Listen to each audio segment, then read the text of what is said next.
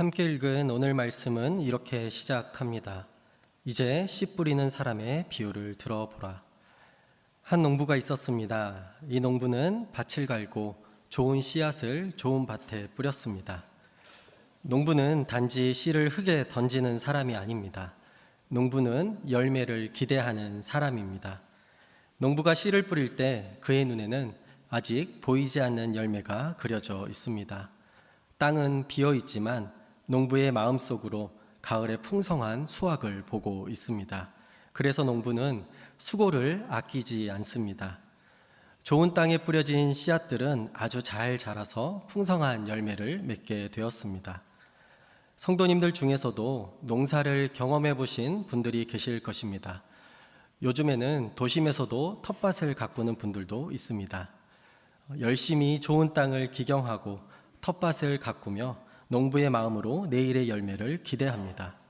이처럼 일반적으로 농부는 풍성한 수확을 기대하며 씨를 뿌립니다.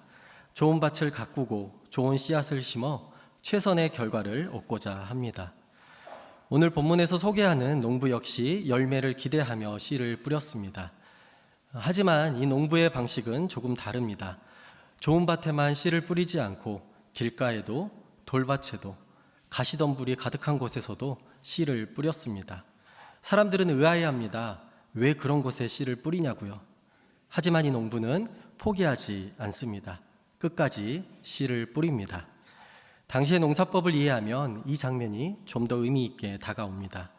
농부가 씨를 뿌린 땅은 비옥한 옥토가 아니라 바위가 많은 산지를 계단식으로 개간하여 만든 땅입니다. 계단 끝부분에는 비옥한 흙이 쌓여 좋은 밭이 되지만 계단 중간에는 사람들이 다니는 길이 있고 위쪽으로 갈수록 돌이 많아 척박한 땅이 됩니다. 농부의 손길이 닿지 않는 계단 주변에는 가시덤불도 자라납니다. 이른 비가 오고 쟁기질은 하지만 우리나라처럼 질서정연하게 홈을 만드는 것이 아니라 척박한 땅을 뒤엎는 수준에 불과하기 때문에 농부는 씨를 가지런히 심기보다는 널리 흩어 뿌립니다. 그럼에도 불구하고 일반적인 농부라면 좋은 밭에 더 집중하여 씨앗을 심고 또 뿌리겠지만 오늘 비유의 농부는 모든 땅에 씨를 골고루 뿌렸습니다. 사람의 눈으로 보면 많은 씨앗이 낭비되는 것처럼 보입니다. 4분의 3이 다 되는 그 씨앗들이 버려지는 것처럼 보일 수도 있기 때문입니다. 하지만 결과는 놀라웠습니다. 함께 23절 말씀을 읽도록 하겠습니다. 그러나 좋은 땅에 떨어진 씨는 말씀을 듣고 깨닫는 사람이다.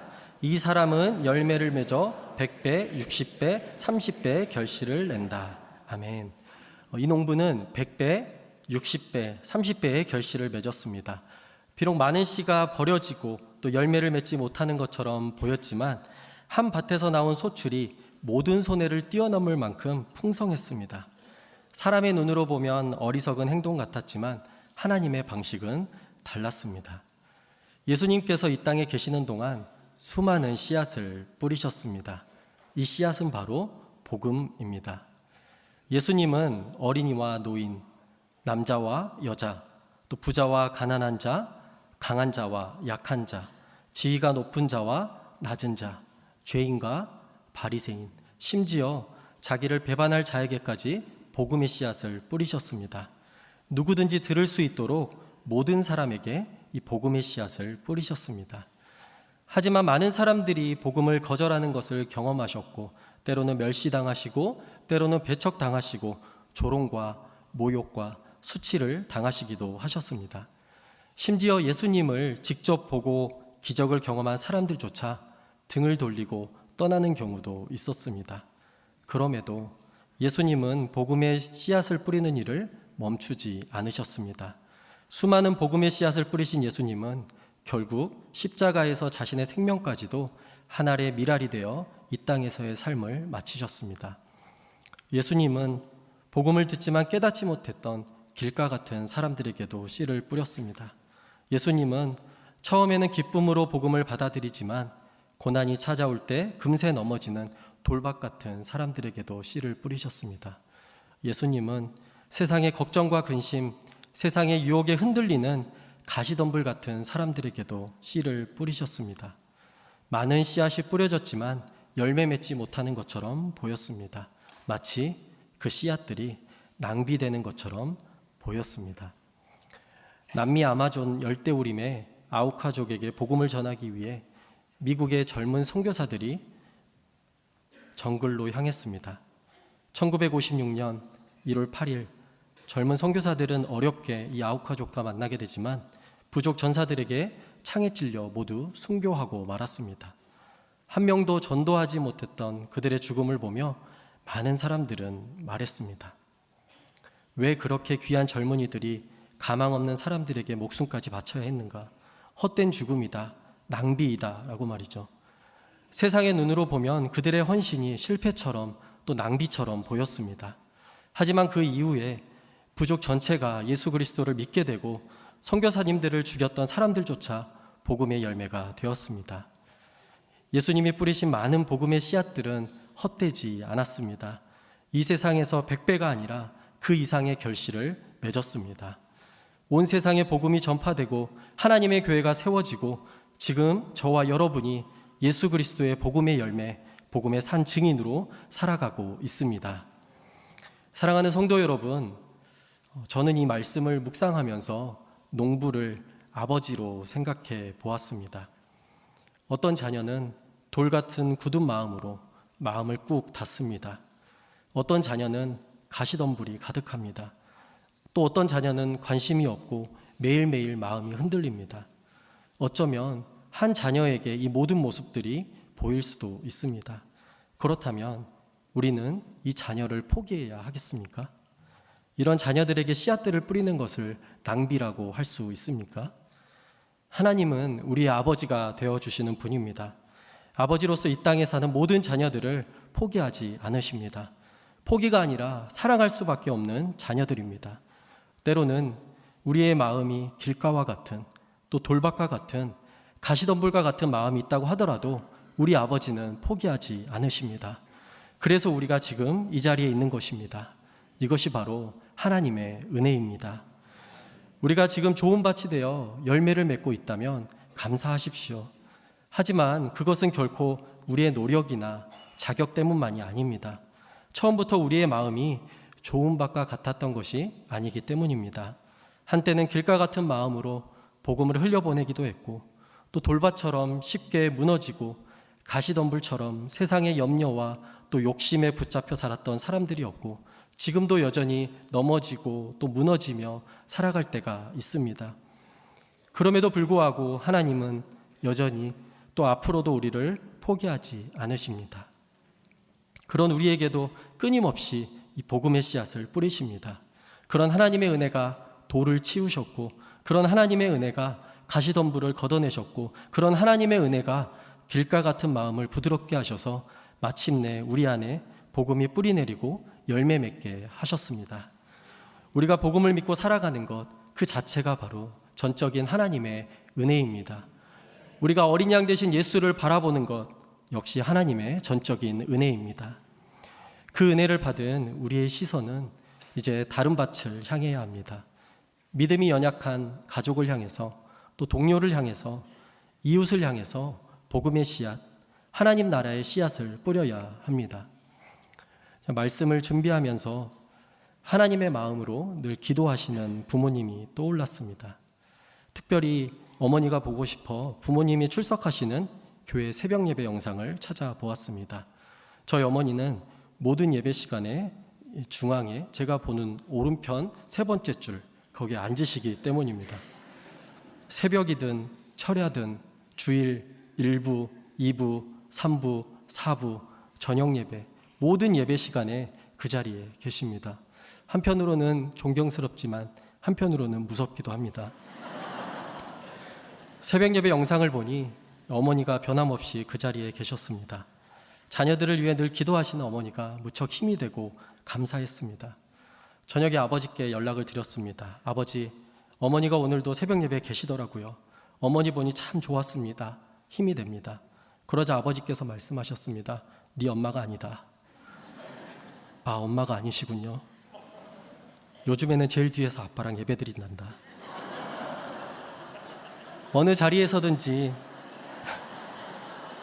자녀를 위해서 기도하시는 부모님, 특별히 어머니가 계셔서 참 감사했습니다. 사랑하는 성도 여러분, 우리에게 복음의 씨앗을 끊임없이 뿌려주신 그 은혜와 사랑을 기억하시길 바랍니다. 그리고 이제는 우리도 누군가의 마음밭을 바라보면서 하나님 나라를 전하며 복음을 뿌리는 자로 살아가야 합니다. 그 복음의 씨앗들이 잘 자랄 수 있도록 연약한 자들을 위해서 기도해야 합니다. 뿌리는 자의 수고는 헛되지 않습니다. 복음은 반드시 열매를 맺습니다. 다 허비되는 것 같고 낭비되는 것 같아도 때로는 힘들고 어렵고 눈물이 앞을 가리지만 낙심하지 않고 어린 양 되신 예수를 바라봅시다. 내 안에 복음의 열매를 주신 그 하나님의 은혜를 기억하며 이 세상에서 복음의 씨앗을 뿌릴 때 기쁨으로 100배 아니 그 이상의 열매를 거두는 그날이 반드시 우리에게 찾아올 줄로 믿습니다. 아멘. 그 은혜를 사모하며 이 시간 함께 찬양하도록 하겠습니다.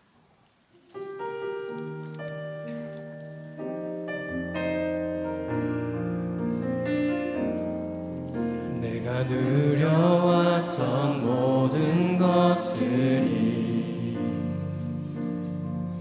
내가 지나왔던 모든 시간이,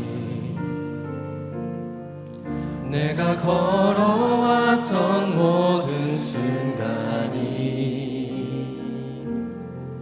당연한 건 아니라 은혜였소. 내가 하나님의 자녀로 살며 오늘 찬양하고 예배하는 삶, 복음을 전할 수 있는 축복이 당연한 건 아니라 은혜였소. 모든 것이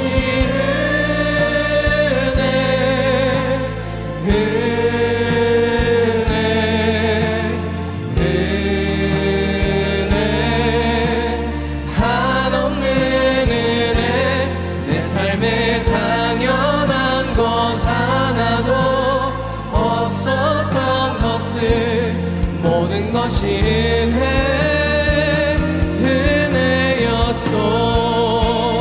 모든 것이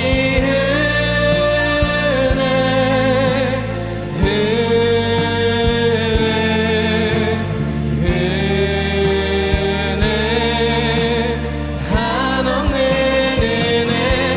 내 삶에 당연한 것 하나도 없었던 것을 모든 것이 은혜였소. 앞서 김선재 목사님께서 이 씨를 뿌리시는 이 농부의 관점에서 또 복음의 씨앗을 뿌리시는 예수님의 관점에서 말씀을 나눠주셨습니다.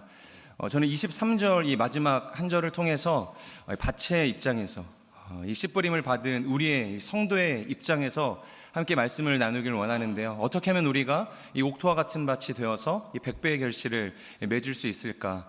첫 번째 나누기를 원하는 것은 말씀을 듣고 기억하라입니다. 말씀을 기억하라.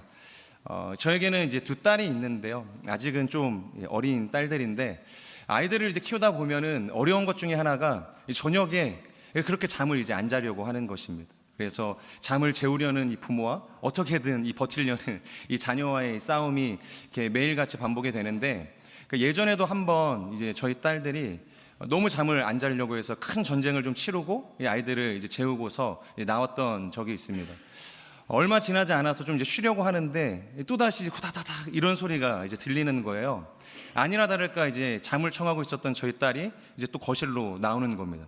그러니까 너무 화가 나서 이제 제가 이제 소리를 쳤죠. 이제 저희 딸의 이름을 이제 불렀는데 저희 딸이 이제 좀 쭈뼛쭈뼛 거리면서 이제 제 앞으로 이제 오는 겁니다. 그리고서 이야기하는 게 아빠가 이렇게 화를 낼 줄 알았다는 겁니다. 그런데 그럼에도 불구하고 나올 수밖에 없었던 이유가 있었는데 그때 이제 차세대에서 겨울방학 이 프로젝트였던 것 같습니다. 이 말씀을 암송하는 그 프로젝트가 있었는데 매일처럼 외워야 할 이 암송의 범위가 있는데 그러니까 하루 종일 놀다가 이제 그것을 깜빡한 겁니다. 근데 하필이면 이제 자려고 하는데 이제 그게 기억이 난 거죠. 그래서 이제 저에게 와서 그래도 본인이 이것을 하나님과 약속한 건데 어떻게 기억이 안 났으면 모르지만 기억이 났는데 그냥 잘 수 있겠냐. 그래도 제가 명색이 목사 아빠인데 더 다그칠 수가 없어서 그래 잘했다, 외우고 이제 잘하고 이야기했었던 이제 기억이 있습니다. 그러니까 우리가 하나님의 말씀을 듣는다는 것, 받는 것이 이와 같다는 생각이 듭니다. 단순히 우리가 예배당에 나와서 하나님의 말씀을 듣고 그 말씀에 감동하고 은혜를 받는 것을 넘어서서 예배당의 문턱을 넘어서고 교회의 문턱을 넘어서서 우리를 보내시는 모든 삶의 자리로까지 그것이 기억됨으로 이어질 수 있는 인생이 되어야 한다라는 것이죠. 신명기 6장을 보면 이 모세가 이스라엘 민족들을 향해서 선포한 우리가 너무 잘 아는 이 쉐마 본문이 있습니다. 들으라 이스라엘아, 우리 하나님 여호와는 유일하신 여호와이시니 그러니까 너희는 마음을 다하고 뜻을 다하고 힘을 다하여 주 너희 하나님을 사랑하라. 그러니까 모세가 이스라엘 민족들에게 말씀을 선포합니다. 그리고 그들이 그것을 듣는 것이죠. 근데 그것으로 끝나는 것이 아니라 이어서 무슨 이야기를 하냐면 이것을 너희의 마음에 새기라고 이야기를 합니다. 그리고서 손목과 이마에 그것을 기호로 삼고 너희 집의 대문과 이 문설주에 기록하라, 그런 이야기가 있습니다. 이것을 왜 해야 하는지 이어서 뭐라고 설명을 하냐면 너희가 이후에 혹여나 이 가나안에서의 풍족한 삶으로 인해서 너희를 애굽에서 구해내신 여호와가 누군지 잊을까 하노라. 그러니까 기억하기 위해서 너희가 이것을 기록하고 마음에 새겨야 한다라고 이야기를 하는 것이죠. 그러니까 우리가 예배해야 할 대상이, 우리가 유일하게 사랑해야 할 대상이 누구인지를 기억하기 위해서, 그분을 예배하기 위해서는 반드시 기억해야 한다라는 것입니다. 그렇기 때문에 우리가 말씀을 듣는다는 것, 말씀을 받는다는 것은 일종의 이 기억의 투쟁과도 같은 것이죠. 이 마치 노아가 120년의 시간 동안 하나님의 말씀을 기억함으로 그 방주를 짓는 그 자리를 벗어나지 않았던 것처럼 우리도 끊임없이 하나님의 말씀이 주어질 때 그것을 기억함으로, 투쟁함으로 우리의 삶으로 열매를 맺을 수 있어야 한다라는 것입니다. 그래서 헬라어로 이 진리를 뜻하는 단어를 보면 이 아레테이아라는 단어가 사용이 되어집니다. 그런데 망각을 뜻하는 단어 역시 이 아레테이아에서 파생이 되어져서 레테라는 단어로 사용이 되어진다는 것이죠. 결국에는 이 진리와 이 망각이라는 것은 한 끗 차이일 수 있는 것입니다. 우리가 하나님의 말씀을 받고서 그것을 감사함으로 받고서 삶으로 기억해 살아낼 수가 있다고 한다면 생명력 있는 하나님의 말씀으로 열매를 맺을 수도 있는 것이지만, 아무리 하나님의 말씀이지만 우리가 그것을 기억하지 못한다면, 망각한다면 아무짝에도 쓸모없이 버려지는 그러한 말씀으로도 남을 수 있다라는 것입니다. 저는 우리의 삶이 하나님의 말씀을 받았을 때 기억함으로 삶의 놀라운 열매를 맺을 수 있는 인생이 되기를 주님의 이름으로 축복합니다. 두 번째 나누기를 원하는 것은 말씀을 듣고 깨달으라라는 것입니다. 말씀을 듣고 깨달으라. 오늘 23절의 본문을 보면 깨달으라라는 이 표현이 있는데요, 우리가 말씀을 기억하지만 그것을 깨닫지 못한다면 사실상 이 또한 아무런 의미가 없을 것입니다. 그러니까 하나님께서 우리의 삶에 요구하시는 하나님의 그 의도를 우리가 분별할 수 없다면 온전한 삶을 살아갈 수 없는 것이죠. 요한복음 4장을 보면 예수님께서 제자들과 함께 이 사마리아를 지나가는 사건이 소개가 되어집니다. 그때 제자들은 마을에 가서 이제 양식을 얻어오겠다고 하고 이제 주님을 버려두고 이제 떠나게 됩니다. 그때 한 여인이 예수님을 만나게 되고 예수님께서는 그녀에게 생명의 양식이 되시는 자신을 소개해 주시고 생수의 근원이 되시는 자신을 소개해 주게 됩니다. 그녀는 주님을 만나게 되었고 물동이를 버려두고 마을로 들어가게 됩니다. 그리고서 이제 제자들이 양식을 얻어서 예수님께 오는 거죠. 그리고 이것을 좀 드셔보십시오. 우리가 주님을 위해서 양식을 구해왔습니다. 그때 주님께서 하시는 말씀이 뭐냐면 내가 너희에게 알지 못하는 양식이 있다. 이 제자들이 웅성거리기 시작하는 겁니다. 우리가 양식을 이제 가지고 왔는데 누가 그 사이에 와서 주님께 이 양식을 주었는가. 주님이 말씀하시는 이 너희가 알지 못하는 양식에 대해서는 궁금하지 않고 그게 무엇인지 깨달을 수 없기에 누가 주님께 양식을 주었는지 이것만 이제 중요한 것입니다. 그러니까 주님께서 우리의 하늘의 만나가 되시고 생명의 떡이 되시고 생수의 근원이 되시면 우리가 보지 못하고 눈앞에 있는 썩어질 양식에만 급급해서 그것에 주목해 살아가고 있는 제자들의 모습인 것입니다. 우리의 인생도 만약에 하나님께서 말씀을 주시지만 그것을 깨달을 수 없다면 예수님이 누구신지, 예수님께서 우리의 삶을 통해서 무엇을 이루길 원하시는지를 온전히 누릴 수 없게 된다는 것이죠. 그렇기 때문에 말씀을 우리가 기억하는 것은 너무나 중요하지만 그것을 반드시 깨달을 수 있는 삶의 자리로 나아갈 수 있어야 하는 것입니다. 하지만 이것은 우리의 힘으로, 우리의 능력으로 할 수 있는 것이 아니라 우리에게 조명하시고 우리에게 지혜와 계시의 영을 주시는 성령님의 인도하심이 반드시 필요한 것입니다. 저는 이 시간 우리 가운데 주시는 그 말씀 앞에 반드시 기억됨으로 그리고 깨달음의 자리로까지 나아갈 수 있는 인생이 되기를 주님의 이름으로 축복합니다. 마지막 함께 나누기를 원하는 것은 말씀을 듣고 인내하라라는 것입니다. 오늘 23절 이 본문의 말씀에는 나와 있지 않지만 이 평행 본문이 되어지는 누가복음 8장 15절에 이렇게 기록되어져 있는데요. 우리 같이 한번 읽어보도록 하겠습니다. 시작. 그러나 좋은 땅에 떨어진 것은 착하고 좋은 마음으로 하나님의 말씀을 들은 뒤 그 말씀을 굳게 간직하고 인내해 좋은 열매를 맺는 사람들이다. 우리가 깨닫는 자리로까지 나아갔다면 이것을 간직하고 인내할 수 있는 삶의 자리로까지 나아가는 것이 중요하다라고 그렇게 말씀을 하십니다. 이 인내라는 것을 잘 보여주는 이 본문이 아마 이 민수기 12장의 본문이 아닐까라는 생각이 드는데, 우리가 잘 아는 것처럼 이 아론과 미리암이 이 모세의 리더십에 대해서 이제 도전을 하는 이 장면이 소개가 됩니다. 그때 여호와께서 나타나셔서 이 모세를 변호를 하시는데 뭐라고 변호를 하시냐면 민수기 12장 3절의 말씀인데, 이 사람 모세는 온유함이 지면의 모든 사람보다 더하다. 그러니까 모세를 변호하시는데 변호의 근거가 뭐냐면 이 사람 모세는 온유함이 지면에 있는 모든 사람보다 더하다라는 것입니다. 우리가 흔히 온유함을 생각을 할 때 따뜻한 어떤 인간적인 성품이나 온유한 유순한 이 마음들을 이제 생각할 수 있는데, 히브리어로 이 온유하다라는 것은 이 프라우스라는 단어가 사용이 되어집니다. 이 프라우스는 보통 이 야생마를 길들일 때 사용되어지는 표현인데요. 통제되어지지 않는 이 말이라는 것은 주인에게 사실 재가치를 하지 못하는 것이죠. 그래서 막대한 돈을 들여서 시간을 들여서 조련사에게 이 야생마를 인계하는 겁니다.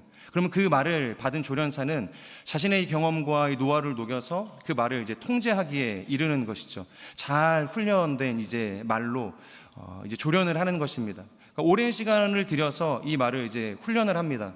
그리고 이제 끝이 날 무렵쯤에 마지막 테스트를 한 가지 더 하게 되는데, 그게 뭐냐면 하루 종일 아무것도 먹지도 못하게 하고 마시지도 못하게 하고 동일한 고강도의 훈련을 반복해서 받게 하는 것입니다. 말의 입장에서 생각을 해보면 먹을 것도 주지 않고 아무것도 마실 것도 주지 않고 고된 노동 속에서 하루를 달려가게 하는 이 상황이 무척이나 힘이 들 것입니다. 그리고 그렇게 해가 질 무렵에, 훈련이 거의 끝마쳐질 무렵에 이제 우물가 근처로 데리고 가서 하루 종일 그를 통제하고 있었던 말고삐를 놓아주는 거죠.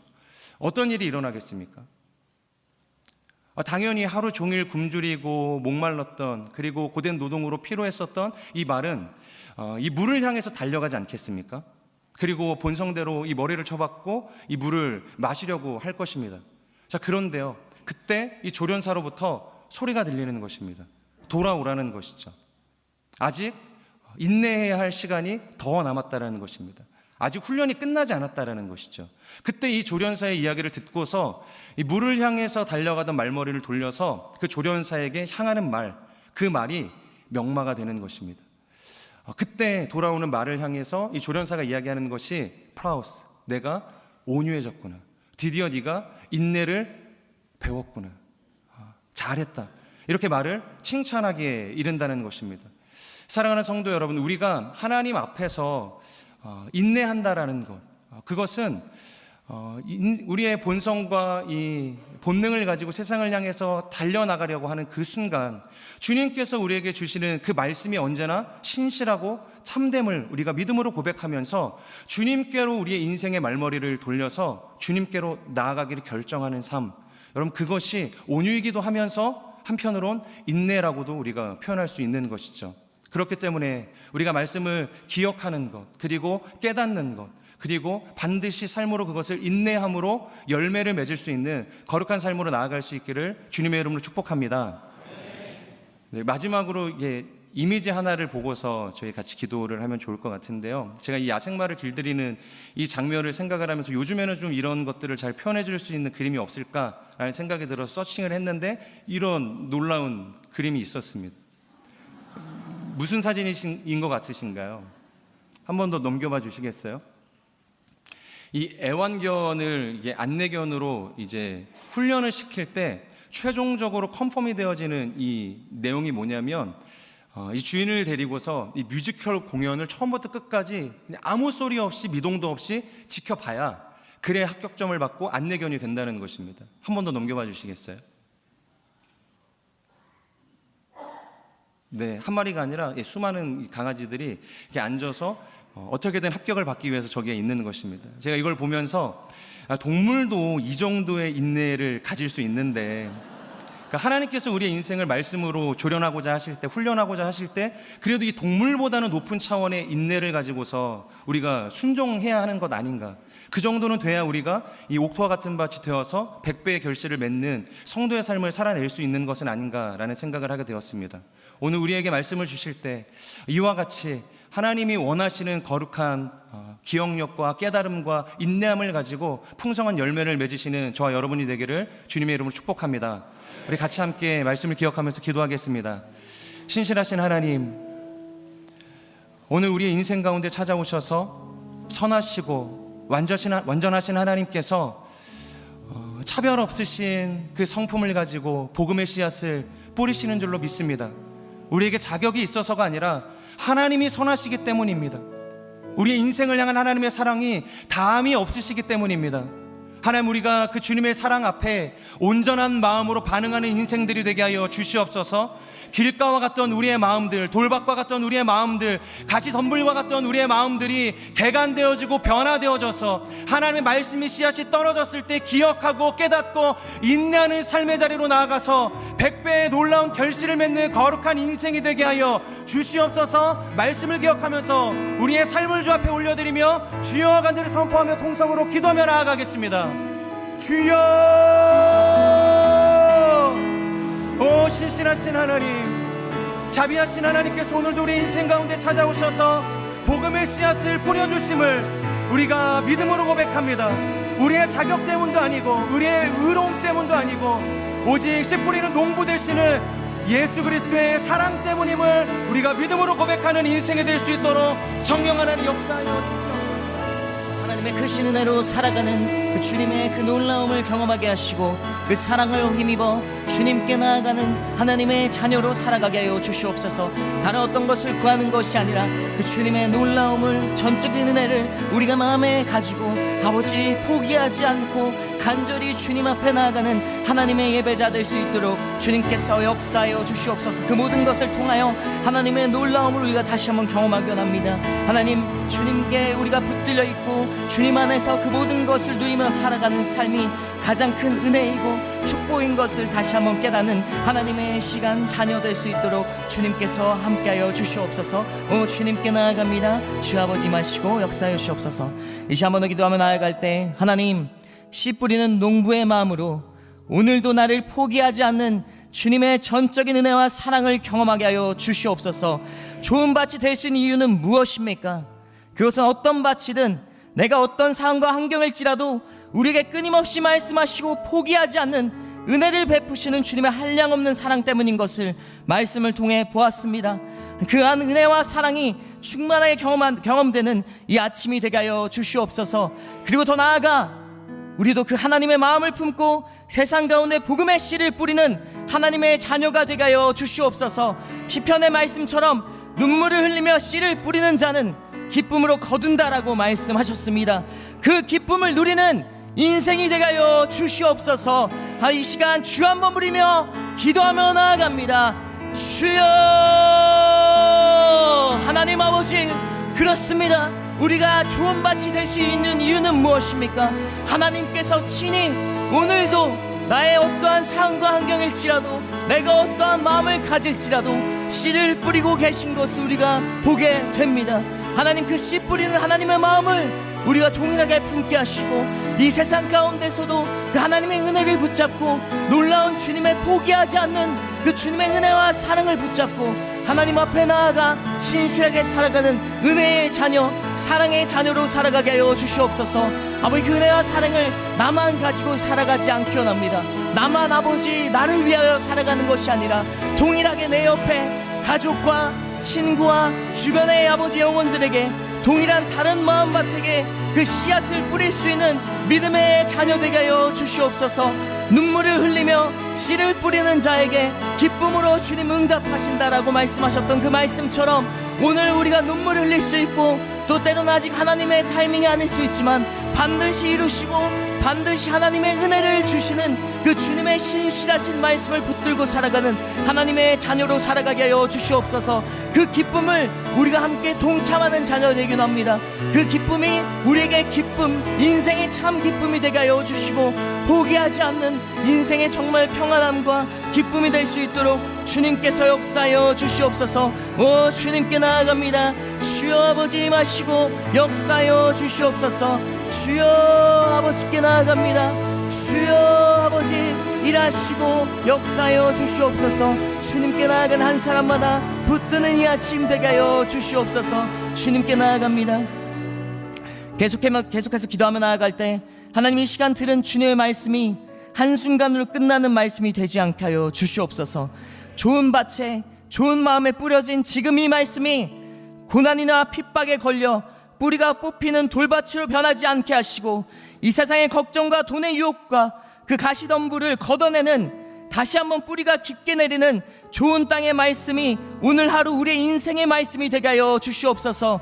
그러기 위해 이 진리의 말씀을 기억하며 성령님 말씀을 다시 한번 깨닫게 하시고 어떤 상황에서도 이 말씀이 참 진리임을 인내하는 믿음을 가지게 하여 주시옵소서. 그래서 주님의 말씀과 복음의 열매가 충만하고 가득한 인생이 되게 하여 주시옵소서. 우리 다시 한번 주여 한번 부르시며 기도하며 나아갑니다.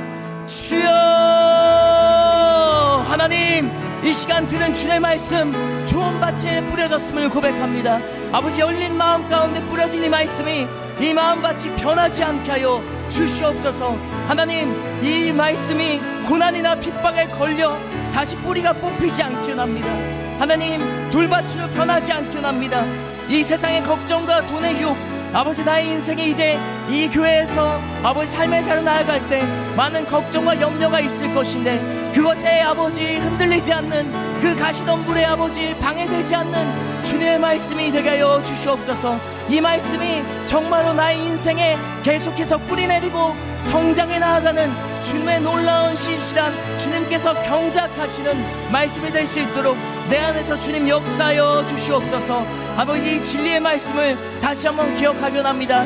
인생에서 아버지 이 말씀이 항상 어려울 때나 고난일 때나 또 아버지 핍박이 있을 때 기억나게 하시고 또 아버지 이 말씀을 성령님 다시 한번 깨닫게 하시는 역사가 있게 하시고 어떤 상황과 환경에서도 이 말씀이 참 진리인 것을 우리가 믿음으로 받아들이는 하나님의 믿음의 자녀 될 수 있도록 주님께서 역사하여 주시옵소서. 그래서 이 말씀이 생명력 있는 말씀 되게 합니다. 씨앗이 생명력이 있어서 아버지 정말 자라나고 정말 높게 자라나 열매를 맺는 하나님의 말씀 될 수 있도록 주님께서 역사하여 주시옵소서. 복음의 열매를 맺는 하나님의 정말 말씀 될 수 있도록 오늘 삶과 우리의 인생 가운데 충만한 아버지 열매가 맺히는 아버지 주님의 말씀을 듣는 자 항상 주님의 말씀을 품고 살아가는 자 될 수 있도록 주님께서 역사하여 주시옵소서. 주님께 나아갑니다. 주여 아버지의 말씀을 우리가 붙들고 살아가는 말씀을 붙잡고 살아가는 인내하며 살아가는 하나님의 자녀가 되게 하여 주시옵소서. 주님께 나아갑니다. 주여 주님께 나아가는 한 사람마다 주님의 놀라운 말씀의 역사가 임하는 아버지 주님의 뜻하심이 임한 아침 되게 하여 주시옵소서. 기도하며 나아갈 때 하나님 이 땅에 고통받는 많은 영혼들이 있습니다. 산불로 인해 28명이 사망하고 사랑하는 가족을 잃고 집과 재산을 잃고 삶의 소망과 기대를 상실한 채 지금도 여러 가지 불편을 겪는 산불에 피해받는 사람을 주님 불쌍히 여겨 주시옵소서. 이 고통과 피해를 외면치 말아 주시옵소서. 산불로 인해 피해를 입은 모든 사람들에게 하나님의 위로가 임하게 하시고 일기를 주관하여 주시고 특별히 지금도 진화를 위해 최선을 다하는 소방관님들과 관계자분들의 안전과 체력을 붙들어 불이 하루빨리 진화되게 하여 주시옵소서. 이 시간 간절히 주님을 부르짖으며 하나님의 아버지 일하심을 믿으며 기도하며 나아가도록 하겠습니다. 기도합니다. 주여 하나님 주님 불쌍히 여겨 주시옵소서. 하나님 고통받는 주님의 자녀를 외면치 않으시는 주님, 아버지 정말로 그 산불로 인해 많은 고통과 어려움이 아버지 그 사람들에게 임하였습니다. 아버지 그들을 불쌍히 여겨주시고 하나님 오늘 아버지 주님의 위로가 임하게 하시고 하나님 그들을 아버지 하나님의 위로로 다시 한번 회복시키는 역사가 있게 하여 주시옵소서. 하나님 일기를 주관하여 주시곤 합니다. 하나님 불이 아버지 꺼질 수 있도록 은혜의 비를 내려주시고 하나님 아버지 그 불 가운데 하나님 아버지 정말 아버지 비가 내려 아버지 또한 아버지 바람이 멈추고 건조한 날씨가 아버지 그만하여서 하나님 안에서 정말 불이 확산되지 않는 일기가 될 수 있도록 주님 인도하여 주시옵소서. 또한 지금도 최선을 다해 아버지 소방관님들과 또 관계자님들이 아버지 주님의 아버지 그것을 위해서 아버지 산불의 진화를 위해서 정말로 아버지 열심히 일하고 계십니다. 그들의 안전을 지켜주시고 아버지 그들의 아버지 위협과 화마에서로부터 보호해 주시는 하나님의 보호하심이 있는 아버지 시간 되게 하여 주시옵소서. 그래서 하루빨리 산불의 피해가 아버지 정말로 이 산불이 진화되고 하나님 안에서 일상 회복이 임하는 아버지 주님의 자녀 될 수 있도록 주님께서 역사하여 주시옵소서. 간절히 주님 앞에 기도하는 것 그 놀라운 하나님의 은혜를 베푸시고 하나님 회복이 임하는 시간 되게 하여 주시옵소서. 주여 주여 주님께 나아갑니다. 하나님 아버지 일하여 주시옵소서. 하나님 아버지 회복하여 주시옵소서. 하나님 이 땅을 아버지 고쳐 주시옵소서. 이 땅을 아버지 회복시켜 주시옵소서. 오 주님께 나아갑니다. 주 아버지 임하여 주시옵소서. 오 주님께 나아갑니다. 주 아버지 이 시간 마지막 기도할 때 다 같이 자리에 일어나 합심하여 기도하며 나아가도록 하겠습니다. 이 시간 나라 민족을 위해 기도할 때 하나님께 세우신 이 대한민국 오늘날 큰 어려움을 맞이하고 있습니다.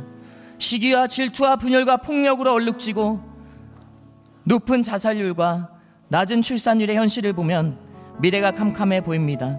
그런 희망 없고 어둠과 혼돈과 좌절 가운데서도 하나님의 사람을 통하여 모든 만물과 역사를 주관하셨던 주님, 이 나라에도 하나님의 사람, 세상의 가치관에 무릎 꿇지 않는 청년과 다음 세대가 일어나게 하여 주시옵소서.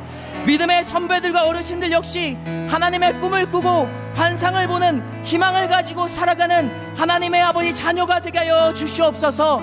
하나님의 사람으로 인해 회복이 되는 대한민국이 되게 하여 주시옵소서. 우리 간절히 주님께 세 번 부르짖으며 기도하며 나아갑니다.